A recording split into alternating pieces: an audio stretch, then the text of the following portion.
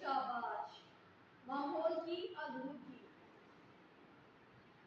हमारे इर्द गिर्द तमाम चीज़ें और हालात माहौल कहलाता है, और उस माहौल को जब इंसानी सरगर्मियाँ उसमें शामिल हो जाती हैं, इंसान अपनी ज़रूरियात पूरी करने के लिए मुख्तलिफ़ किस्म की सरगर्मियाँ सर अंजाम देता है, जैसे कि कारखाने खोलता है, सन्नतें खोलता है, गाड़ियों का इस्तेमाल, डीजल और पेट्रोल का इस्तेमाल।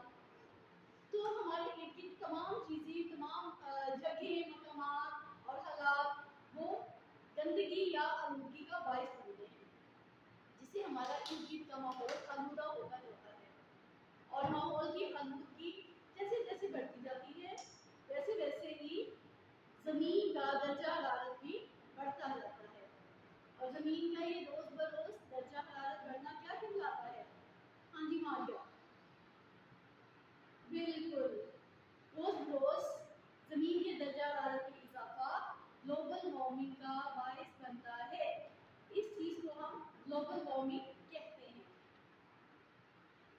माहौल की आलूगी में हमने आलूगी की इकसार पढ़ी थी। हाँ जी अब्दुल हादी, बताइएगा कितनी इकसाम थी माहौल की आलूगी की? शाबाश। ज़मीनी आलूगी, आबी आलूगी, सोती आलूगी, हवा की आलूगी। शाबाश।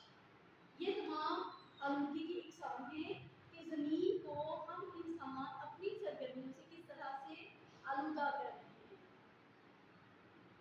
चलिए शुरू करते हैं अपनी आज की क्लास। हमारा आज का उन्वान है रमूज़े औक़ात। आज हम करेंगे सबक नंबर 8, माहौल की आलूगी में रमूज़े औक़ात। जब जुमला खत्म हो जाए तो हम आम तौर पर कौन सी अलामत लिखते हैं? जी मोहम्मद अली, खत्मा। शाबाश, खत्मा लिखते हैं। और जब जुमला अभी जारी हो लेकिन बीच में वक्फा करना पड़े तो हाँ जी सकता। जुमला मुकम्मल होने पर खत्मा की अलामत इस्तेमाल करेंगे, और जुमला अभी जारी है, बीच में सांस लेने को रुके हैं, तो वहां पे हम सकता की अलामत लिखते हैं। सकता आधी सांस में, खत्मा पूरी सांस में। जुमला अभी जारी है लेकिन बीच में वक्फे के लिए रुके हैं 1 या 2 सेकंड, तो वहां पे हम सकता की अलामत इस्तेमाल करेंगे, और जहां पे जुमला मुकम्मल हो जाए वहां पे हम खत्मा की अलामत इस्तेमाल करेंगे। जैसे कि ये हमारे पास भी सवाल का ही जुमला लिखा हुआ है, हम इसे देखते हैं। जुमलों में अलामतें खत्मा, सकता और रास्ता लगाइए। यहाँ पे हम रुक गए थोड़ा सा वक्फा लेने के लिए, अलामतें खत्मा। यहाँ पे हमारा जुमला भी मुकम्मल नहीं हुआ, जारी है, लेकिन हम सांस लेने को रुक गए हैं, तो हमने यहाँ पे सकता की अलामत इस्तेमाल की है। ये देखिए अलामतें खत्मा, थोड़ा सा हमने वक्फा लिया, फिर आगे हम अपना जुमला मुकम्मल करेंगे। सकता और रास्ता लगाइए। यहाँ पे जुमला मुकम्मल हो गया और यहाँ पे हमने अलामतें खत्मा इस्तेमाल की। ये देखिए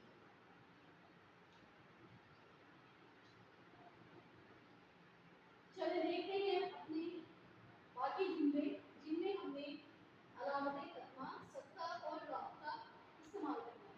अच्छा, अलामतें सकता और खत्मा तो हमने देख लिया कि कहाँ कहाँ हम इस्तेमाल करते हैं। रास्ता देखते हैं, जब हम जुमले के अंदर कोई कॉल नकल करके लिख रहे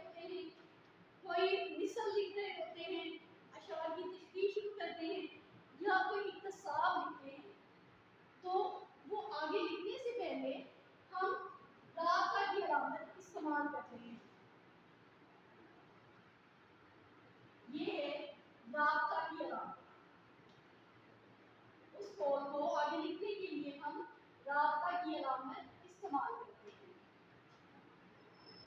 اب یہ جو جملے ہمیں دیے گئے ہیں اس سوال میں ضروری نہیں کہ ہم نے یہ تینوں علامتیں ختمہ سکہ اور رابطہ ہر جملے میں ہی استعمال کرنا ہے. ہم نے دیکھنا ہے کون سی علامت کس جملے میں اور کتنی مرتبہ استعمال ہو رہی ہے. الف جملہ ہے مثل مشہور ہے جان بچی 100 لاکھوں پائے. یہ ایک ضرب المثل ہے جان بچی 100 لاکھوں پائے. اب جملہ ہم نے کہاں سے شروع کیا ہے مثل مشہور ہے. یہاں سے ہمارا جملہ شروع ہو رہا ہے. تو یہاں پہ کون سی علامت ہم پہلے لگائیں گے ختمہ سکتہ یا رابطہ. ہاں جی ہم یہاں پہ رابطہ کی علامت استعمال کریں گے. رابطہ مثل مشہور ہے رابطہ کی علامت جان بچی 100 لاکھوں پائے. جہاں پہ ہمارا جملہ مکمل ہو گیا تو ہم یہاں پہ علامت ختمہ استعمال کریں گے. یہ جملہ ہے سچ ہے. سچ ہے یہاں پہ بھی ہم وقفہ لیں گے تھوڑا. گیا وقت پھر ہاتھ نہیں آتا. سچ ہے گیا وقت پھر ہاتھ نہیں آتا. اس باقی جملے میں ہم سانس لینے کو نہیں ملتے نہ ہی ہم نے کوئی وقفہ دیا ہے. تو یہاں پہ بھی ہم ایک قول نقل کر رہے ہیں سچ ہے گیا وقت پھر ہاتھ نہیں آتا. تو یہاں پہ کون سی علامت استعمال کریں گے رابطہ. گیا وقت پھر ہاتھ نہیں آتا. یہاں پہ جملہ مکمل ہو گیا تو یہاں پہ ہم لکھیں گے علامت ختمہ. تیسرا جملہ ہے ہمارے پاس جی قرآن کہتا ہے. قرآن کہتا ہے خدا ان ہی لوگوں کی مدد کرتا ہے جو اپنی مدد آپ کرتے ہیں. یہاں پہ بھی ہم قرآن کے آیت کے ترجمے کے بارے میں لکھ رہے ہیں. قرآن کی آیت کا ترجمہ لکھ رہے ہیں. قرآن کہتا ہے تو یہاں پہ بھی علامت رابطہ استعمال ہو. قرآن کہتا ہے خدا انہی لوگوں کی مدد کرتا ہے. یہاں پہ وقفہ لینے کے لیے لکھیں علامت سکتہ. قرآن کہتا ہے خدا انہی لوگوں کی مدد کرتا ہے جو اپنی مدد آپ کرتے ہیں. علامت ختمہ. آگے نمبر 4 ہے بچوں کے مشہور شاعر یہ ہیں. اتنا سا جملہ ہم نے ایک ہی بار میں پڑھا. بچوں کے مشہور شاعر یہ ہیں. یہاں پہ آئے گی علامت رابطہ. اس کے بعد ہمارا جملہ آگے آتی ہے اسماعیل میں آئے گی. یہاں پہ ہم وقفہ لینے کو رکے حفیظ جلندری. یہاں وقفہ لینے کو رکے عنایت علی خان. کتنی مرتبہ ہم نے وقفہ لیا اس جملے میں ایک دو مرتبہ ہم نے وقفہ لیا. بچوں کے مشہور شاعر یہ ہیں علامت رابطہ. پھر اس کے بعد اسماعیل کی یہاں پہ ہم نے وقفہ لیا تو ہم لگائیں گے سکتہ. حفیظ جلندری پھر ہم یہاں پہ لگائیں گے سکتہ. اور عنایت علی خان یہاں پہ جملہ مکمل ہو گیا. یہاں پہ علامت ختمہ. بالکل ایک مرتبہ پھر دیکھ لیجیے علامت ختمہ ہم وہاں استعمال کرتے ہیں جہاں پہ جملہ ختم ہو جائے مکمل ہو جائے. علامت سکتہ جملے کے بیچ میں ہم استعمال کرتے ہیں جہاں پہ ہم وقفہ لینے کو رکھتے ہیں. ختمہ پہ پوری سانس لیں گے سکتہ پہ آدھی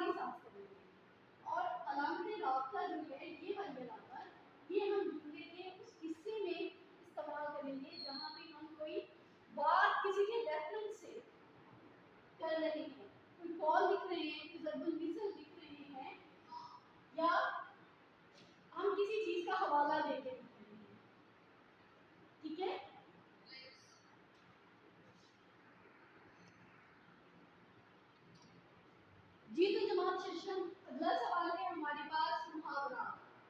मुहावरात के मायने लिखिए और इनको जुमलों में इस्तेमाल कीजिए।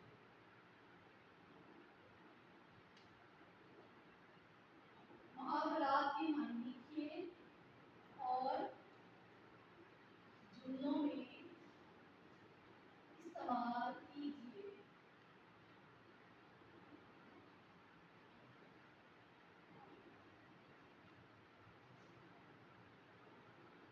सबसे पहला मुहावरा है हमारे पास मटर गश्त करना। मटर गश्त करना क्या मायने है इसका? लुगत में से तलाश करिएगा। नीरव, शाबाश। मटर गश्त करना होता है आवारागर्दी करना, बेमकसद फिरना, इधर उधर घूमना, बेफिक्रे होके फिरना। तो आप इन तीनों चारों में से कोई एक की मायने लिख लीजिए। बेमकसद फिरना। अगला मुहावरा है हमारे पास दिल जीतना। दिल जीतना ये वो नहीं है हमने ट्रॉफी जीती, ये है दिल जीतना। क्या मायने है इसका? देखिएगा लुगत में से। हाँ जी दानियाल, शाबाश। दिल जीतना होता है किसी को खुश कर देना, किसी को अपना गर्दीदा बना देना।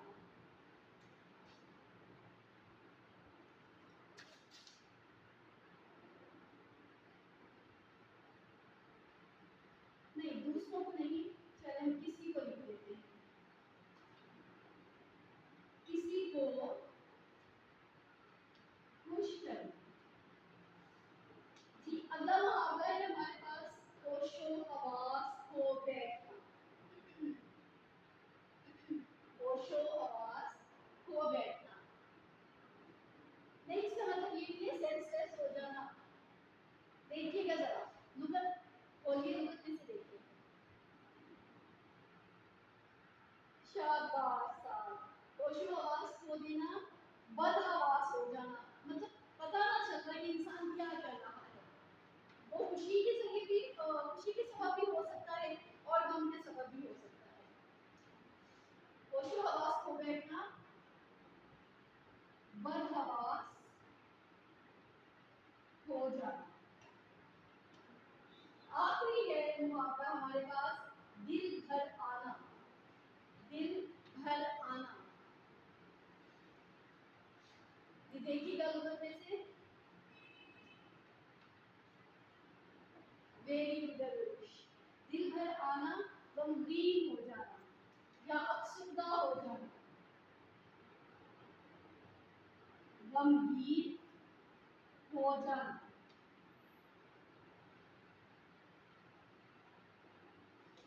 मटर गश्त करना, बेमकसद फिरना, दिल जीतना, किसी को खुश कर देना, होशो हवास को बैठना, बदहवास हो जाना, दिल भर आना, गमगीन हो जाना या अफसुर्दा हो जाना। आपने इन मुहावरात को, मायने को नहीं, मुहावरात को जुमलों में इस्तेमाल करना है। यानी जो जुमला आप बनाएंगे आपने वहाँ पे इस मुहावरे को इस्तेमाल करना है। मटर गश्त करना, दिल जीतना, होशो हवास को बैठना, दिल भर आना। मुहावरात मायने को आपने जुमलों में इस्तेमाल नहीं करना। मायने हम लिखते हैं इनको समझने के लिए। जुमलों में हमने मुहावरात का इस्तेमाल करना है। ठीक है?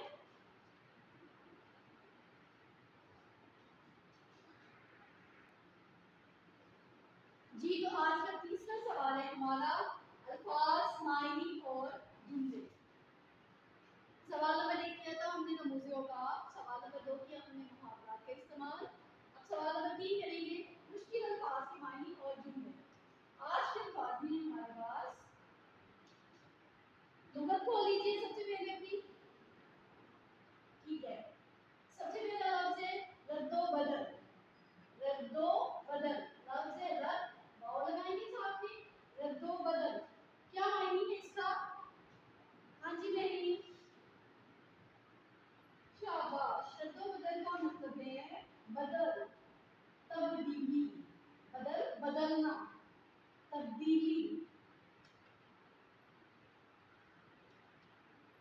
तब्दीली।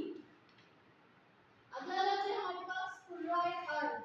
हमने ये लफ्ज माशी के अल्लू में भी पढ़ा था। जरा कुर्राए अर्ज,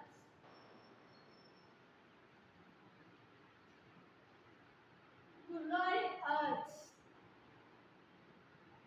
हाँ जी सारा जी बिल्कुल, कुर्राए अर्ज जमीन, जमीन। अगला लफ्ज है कसाफत, कसाफत। हाँ जी अर्शमान, कसाफत गंदगी, मैलापन।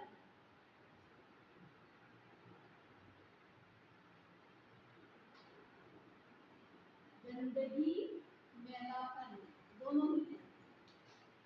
जी मतानत, मतानत। हाँ जी साथ देखिएगा लुगत में से। जी बिल्कुल, मतानत संजीदगी।